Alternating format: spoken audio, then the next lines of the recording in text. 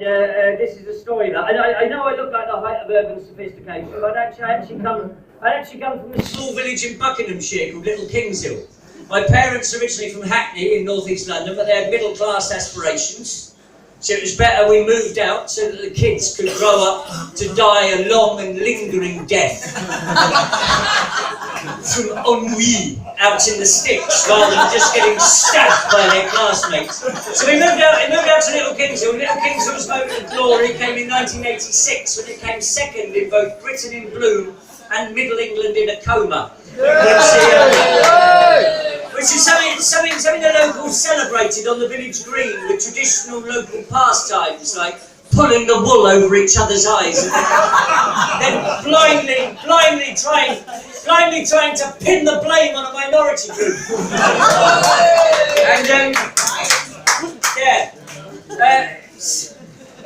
My father was actually a strict Methodist. His method being to wake the children at 6 a.m. with George Formby records at maximum volume, whereupon my brothers and I would hold erection competitions in our pyjamas around the breakfast table.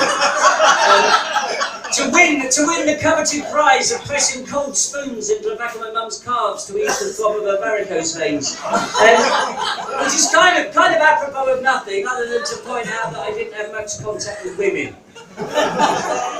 when I grew up. So this is actually the story of my first kiss. It's coming out of the diary here, and this actually occurred at a night very like tonight. So beautifully, well, yeah, it's bringing up issues. I had my first proper kiss when I was 17. A late time for a first kiss, I know, but I was never close to my brothers.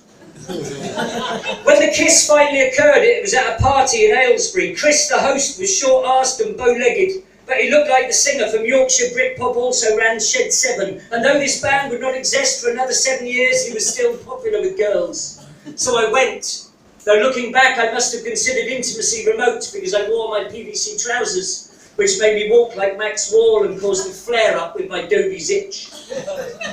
Chris had cleared his mother's living room so bands could play. Local punks, Dresden, Pubic Fringe and Leper's Dick.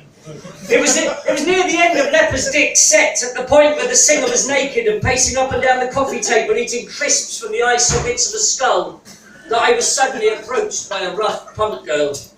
She wasn't conventionally pretty. She had a complexion like Weetabix and eyes like blood-smeared shell holes in the raked mud of the Somme. But topical with the Somme being in the news. I didn't realise that, it's 3 years ago. But she was a girl. As the band were very noisy, she had to lean over and shout close to my head, and I quivered as flecks of Stella Artois and Twiglet flew like butterflies from her mouth and lodged in my ear canal. She shouted that she'd been watching me from across the room. "Oh!" I shouted back, and I really meant it. I often found casual conversation difficult, and I'd only ever really talked to girls in books. She said her name was Andy, that I was cute, and that she'd been drinking heavily since 1 o'clock. Then she led me outside into the back garden, where she was copiously sick into the flower bed. Straightening up, a stringy gobbet peeled from her lips and adhered to her top, and it glinted in the streetlight like a beautiful jewel. It was enough. I fell in love. Refreshed, she wiped her mouth on her sleeve, grabbed my head and began to aggressively kiss me. So this was it. So this was it. So this was what it was like. Her mouth was a hot ferment of vomit, lager and fags, in which my tongue danced like my mother's fingers scraping the bowels of the Sunday chicken. She ran her hand sensually through my hair. As it was dyed black, backcomb knotty and had bits of wire string and glue in it, this was tricky, but with persistence she managed it. Suggestively, she narrowed her eyes like gun slits in a concrete pillbox. She took my hand, this is where it gets frisky now. She took my hand and placed it under her skirt, and I felt the cool, rubbery flesh that bulged where her stockings ended.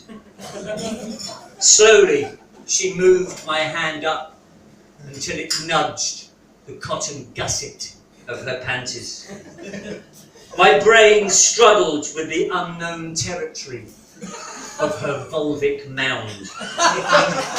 It felt not unlike the firm bread dough that my mother would put in the kitchen and cover with a damp tea towel, and instinctively, I began to knead. I remember becoming worried that she had wet herself, but when I drew her attention to this, she gave me a look that no woman has given me before or since. Suddenly she pulled back, as if aware that she was steeped in her own puke. She announced that she was going to briefly go home to the next street and put on clean clothes. I was impressed. A lady. After she left the garden, I began to blissfully smash empty vodka bottles against the wall of next door's house until a public-spirited party-goer punched me in the face. When I regained consciousness, face stiffened in surprised agony, I found speech difficult. At this moment, Andy returned, and I found myself unwilling to admit to being beaten up so early into our acquaintance, so I resumed kissing and light petting as if nothing had happened. The music had finished, and Andy pulled me indoors onto a sofa where I slid her jumper up and applied myself to her breasts, amusing her by pretending to juggle with them. And then to suck at her nipples at some length. "Do I look like your mother?" Andy said at last. I leaned back, the better to examine her modelled half-naked form. "Bits of you do," I said. My swelling jaw meant I could speak no more, and my conversation became avant-garde until I passed out amid the beer cans on the living room floor in the early hours of the morning, my chastity preserved.